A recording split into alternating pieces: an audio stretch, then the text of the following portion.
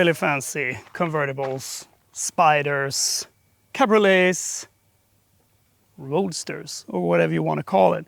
And the great thing about a soft top roadster, well, that is that it goes rather quick, folding that roof down, especially on a small one like this one. And this BMW Z4 is one of these cars in BMW's lineup that I find sparkles most with emotions. I think it is set a little outside the box with all of their different models. BMW has so many models, but there is something special to me with this one. There is nothing awkward about it, just a straightforward small roadster. And people want to call these small roadsters names sometimes. And I just think that that is so tiresome, getting to hear that, well, that is a hairdresser's car or something.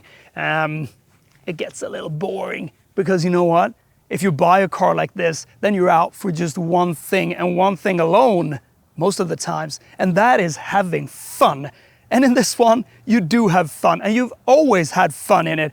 The weight has, of course, become a lot more because of all the luxuries, all the technologies, all the safety systems, but it still is a very good cruiser. It is cheeky, it is fun, but it's more of a cruiser. But if you really want it to be a bit more of a hardcore one, well, then you can really get to that point with this one. This is always such a pleasant feeling, driving an open car, a convertible, a spider, a roadster, when the sun is out, when it's summer. Well, it's late August now. You can feel that the autumn winds getting a bit cooler, but we got 22 degrees today. So what can be better than taking out a brand new BMW Z4, and this is like a homage, some sort of farewell to this Z4 that has been around now for 6 years in this third generation.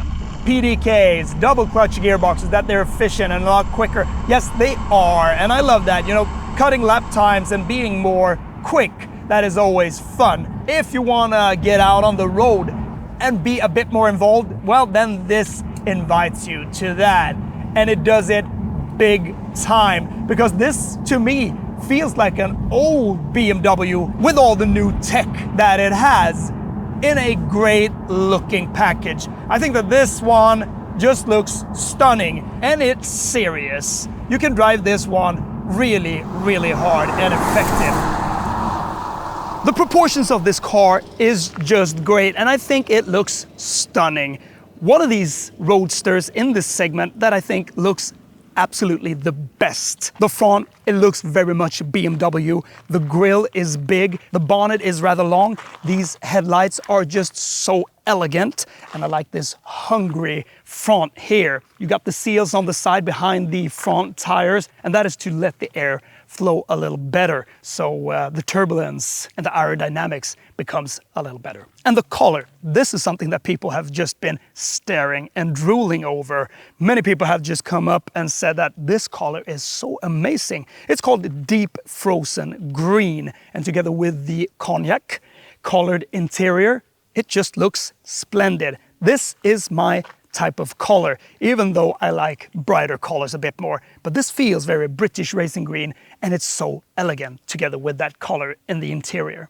You can get the engine in different levels. You can get a 4-cylinder, becomes a little lighter, and you got the 6-cylinder in different configurations. We are provided here with the M40i. So this is M Performance segment, not a pure M car from GmbH, but the M Performance segment. And that is well enough for a car like this. The driving similarities between this and the Toyota Supra, we won't dig into that anymore, because I think that they're two different cars. In my opinion, they just are.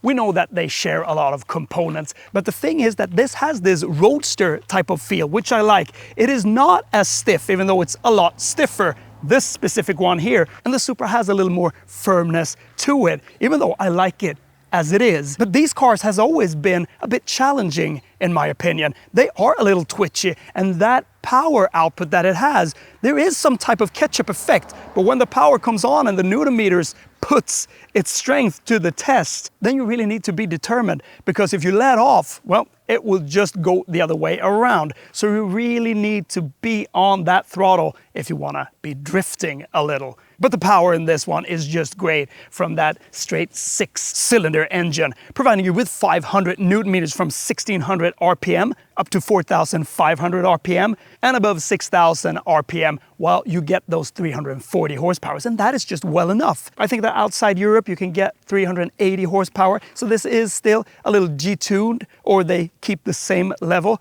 but it's just fair enough, and it's just powerful enough for this format and this type of size that it has. 0 to 100 is done in 4.5 seconds, and the top speed is 250. But this specific one has this handschalter pack, as it's called. Handschalter in German, well, that means manual circuit breaker, if I translate it into Swedish in Google. And I think that translates a bit further into manual passion, because it is a manual gearbox in this one. And talking about passion, well, the manual gearbox here, this manual gear stick, well, if you know BMWs from 20 years back, you can just rest your hand on this gear stick, close your eyes, and you will immediately feel that it is a pure, good old BMW stick. And that is something. And also when moving about with it, it has that rubbery feel. It is not super direct when putting it into gear, and that is something that you need to work with. But that is really, really BMW essence in that feel, and I just love that.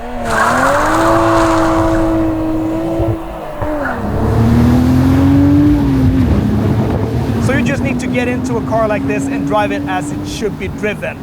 And then you have nothing to say about it, really, more than just praise it. Because what it does, it cruises extremely well at the same time. I mean, driving in comfort, it's buttery smooth. And when getting into sport, you get a little more bark from that exhaust. And of course, when driving open like this, that becomes a bit more amplified. And that's what you want to get. If you have a sporty Roadster, then of course, you want to hear that exhaust chew. And up to 50 kilometers an hour, you can put up the soft top. And putting it down, well, that goes just as quick. So this hasn't got any launch control. You just have to set your own acceleration, and that is fun. That feels very involving and very manual. And then it just goes. M-Sport brakes are good, and the sensors comes alive a lot more when driving fast in an open car.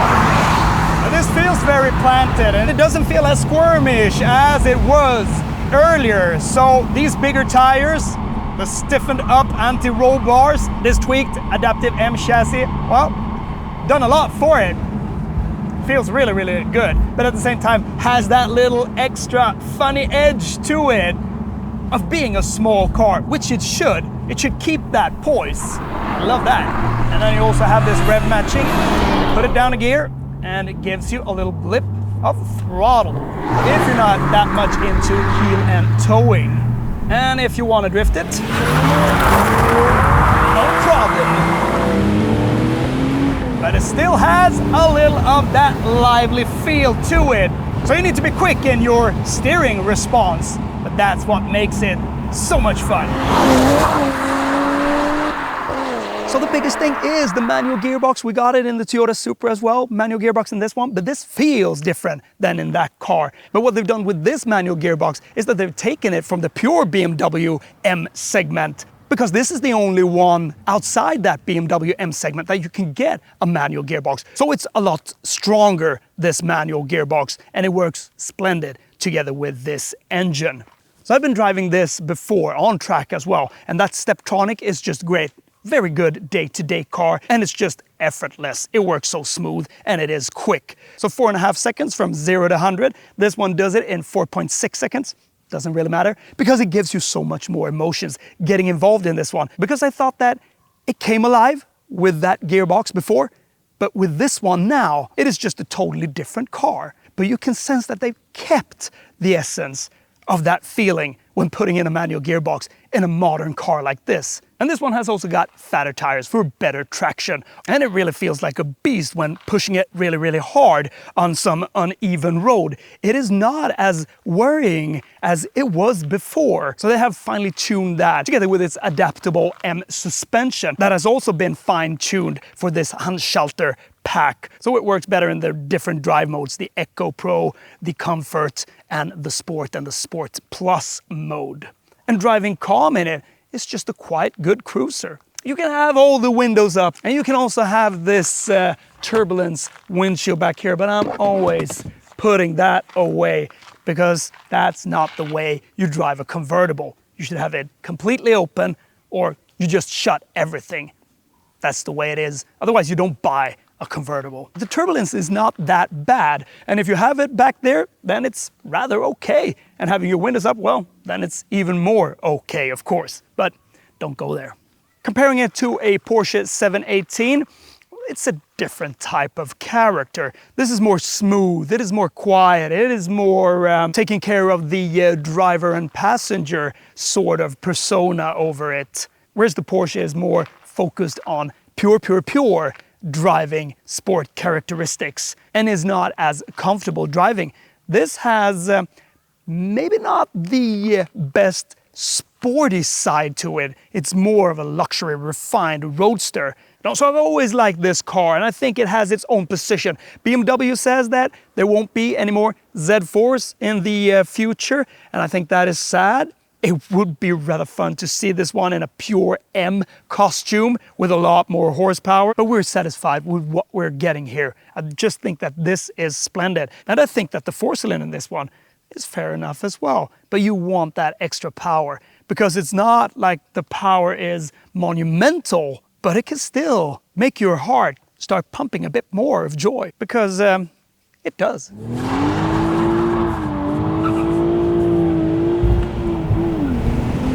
Get a lot more grip in these 20-inch rear wheel tires. These M Sport brakes, they are so powerful at the same time. So it doesn't feel like a heavy car even though it's 1600 kilos plus. Model-specific control logic to the sport differential and traction control. That was one of the things for the development team to also further enhance. And this is the fun thing about it, you know, it becomes a little bumpy even though you drive in Sport Plus. Everything has been firmed up, the adaptive chassis and the sport differential works. It's magic. It still feels like you're a little on edge. It bumps a little and it doesn't feel that big. And that's not what it should. It should feel a little more cheeky, a little more alive, and a little more scary on the edge. And that's what makes this Z4 so special. And that's what I've always loved about it, because you really need to be focused to take it to the very limit. Because when all the systems are off, this one can really take you to some interesting wide places, but it also rewards you monumentally when you get it right and when you got its driving behavior tamed. And you need to get involved a little extra to manage this gearbox, but it's so simple and it's so smooth. But it frees this car from some sort of shackled feeling, because it feels like an old BMW sports car, an old alive BMW convertible.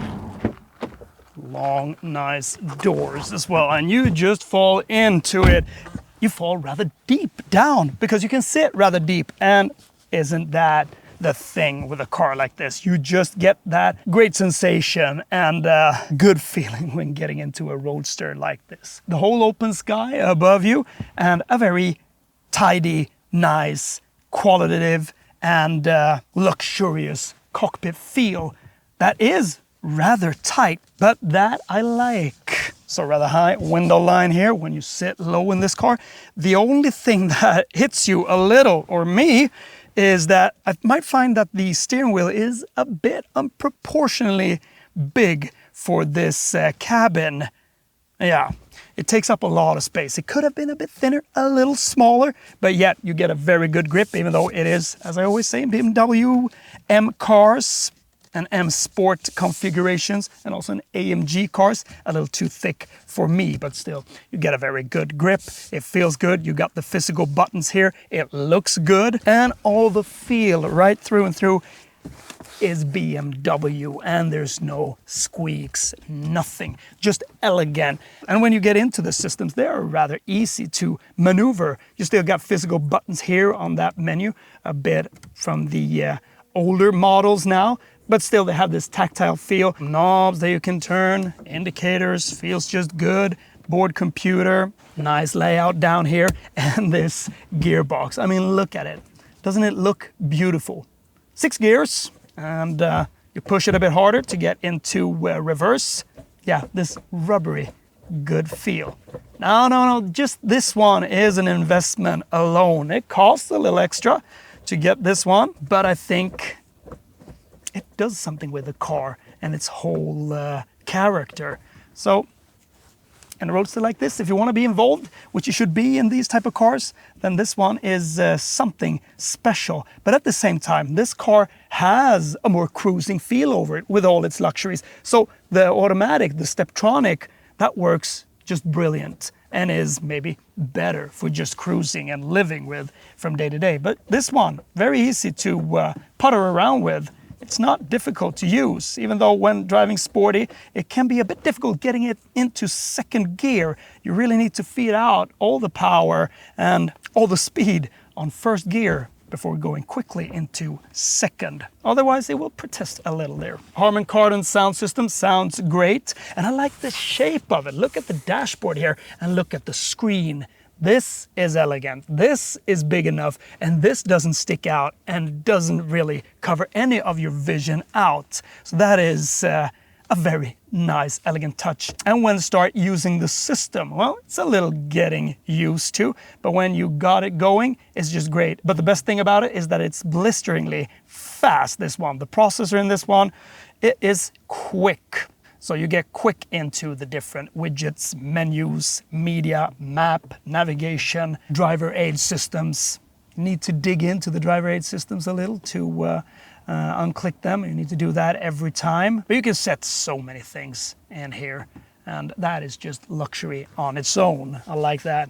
And let's head on to the seats. The base is a little narrow, but still good enough for me, but bigger persons might struggle a little to sit on these outer bolsters down here, and they're just so great to look at. The BMW M collars here. You got a little net here to put some stuff, but practicality, well, it's not the best. But if you put some stuff in here, some papers and stuff, they might fall out. So these pockets here, they're not the best. You need to put small stuff there. But here you got 2 cup holders, USB-C. You can open up here if you want to put in some skis, I think. Great feel in this door opener here. No, I just like it. I just like it in here. I think it feels exquisite. And you got your little menu here of drive modes, Eco Pro, Comfort, and Sport. And of course you can customize it individually. And just pushing this button and quickly, it doesn't take like 10 seconds for it to be put on again. Perfect. Let's put it down again. If it's a convertible, I want to keep it as a convertible as long as the weather is with us. So I think that they've done something really, really special with this one, and I just love it. The way it looks, this low, aggressive, strong stance that it has, this cognac interior, these great seats, all the tech that you get. It's just a pleasant small car that I think can be a bit of a collector's car, not far off in the future. And this one with a handschalter pack, well, this will be even more special, even though it costs with this pack a bit over 800,000 Swedish crowns, a little more than 80,000 euros, depending on where you are in the world. Is it worth it? Well, it's a lot of money. Would you go for a 718 Boxster instead? Well, it's difficult. This feels like more of a luxury cruiser, more of an all-rounder. It hasn't really got the same perfectioned driving experience and feel that the 718 has, but it has it in a more relaxed way. Even though you don't get relaxed when you're really on the edge driving this car, and that's what makes it exciting. So I think it really has two sides to it, two great sides to it. The Porsche is just right through and through perfection when it comes to driving, but it doesn't get as relaxed when you want it to be relaxed, whereas this really does, and it does it in a more elegant way. It becomes more of a great looking living room when sitting in it, listening to music and just cruising, but it draws attention in its own way. It's not as common as a 718 Boxster, and I think that that gives it that little extra of not just getting in, buying a bit bigger car with 4 seats, like a 4 Series convertible.